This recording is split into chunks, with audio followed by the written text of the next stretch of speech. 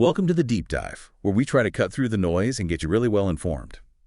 Today, we're diving into something, well, frankly, pretty alarming. It's about the reemergence of piracy in Somali waters. But this isn't, the old story. It's complex. There are allegations it might even be state-sponsored, a very modern twist. A very troubling one. Exactly. We're going to look closely at a specific, very recent incident. It really opens up a whole lot of questions about law, about geopolitics. Our guide for this, we're drawing from excerpts from PMPF, Piracy, Unlawful Operations, and State-Backed Crime in Somalia, which features analysis from Mr. Abdullahi Abaro. A very insightful source for this. Absolutely. And our mission here is, as always, to pull out the key insights, help you grasp the main facts, the implications, without getting buried in jargon. So let's set the scene a bit. This all went down just last month. July 2025. Very recent, yeah. It involves the Puntland Maritime Police Force, the PMPF, that's a regional force in Somalia's Puntland state. And they're accused of looting military gear, Turkish-supplied gear off a commercial ship. Flying the Comoros flag. Right. And that ship was legitimately heading to Turkersum in Mogadishu, the Somali-Turkish training base. A lawful destination carrying official cargo. But the PMPF apparently forced it, diverted it to Bosaso port. It sounds bold. Extremely bold, brazen even. Okay, let's unpack this. So the core event. PMPS seizing this Turkish military shipment. July 17th to 19th, 2025. Sounds serious, but what makes this incident stand out from, say, traditional piracy? Well, that's the crux of it, isn't it? We are seeing piracy come back, but this dimension is completely new. It's not just random criminals anymore. The allegation here, and the source is quite clear, is that this is openly sponsored by the Puntland administration. The regional government itself. Yes, under Said Abdullahi Deni, the source calls him a UAE-backed warlord and politically orchestrated with his minister, Farah Sheikh Abdulkadir Juha, or Fair Juksa. Wow. So names attached political figures. Directly implicated. And the analysis suggests this isn't just a one-off grab. It's framed as part of a wider destabilization campaign. Destabilization? How so? The UAE is presented as using the PMPF like a proxy force.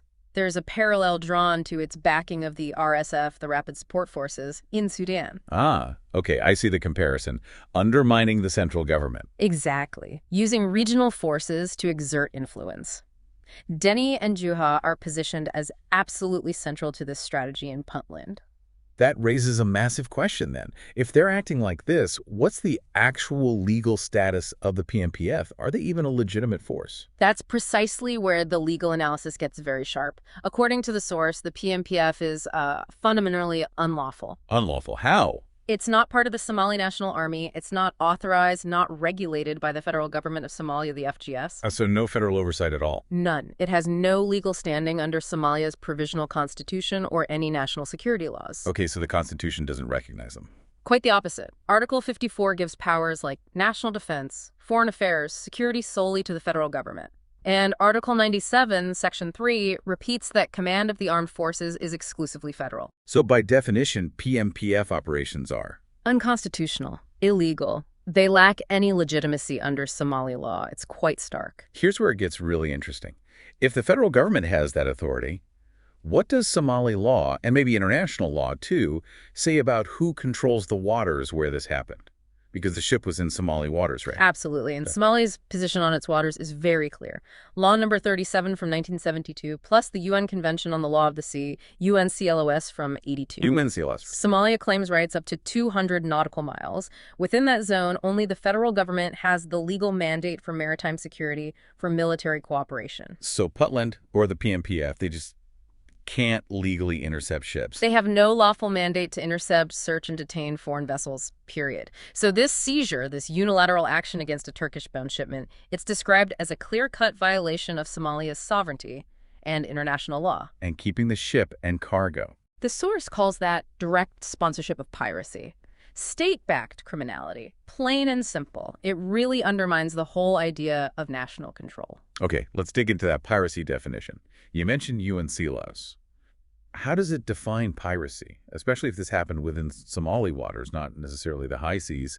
It feels different. It does feel different, and you've hit on a really important legal point. UNCLOS Article 101, yes, it typically talks about illegal acts, violence, detention, theft for private ends. Private ends. And often outside state jurisdiction. But, and this is crucial, customary international law has, let's say, broadened the perspective. Broadened how? It recognizes piracy more widely now, especially when the actors are, like the PMPF here, unregulated and unauthorized. Ah, so their lack of legal status matters. Hugely. When their actions involve force, seizure,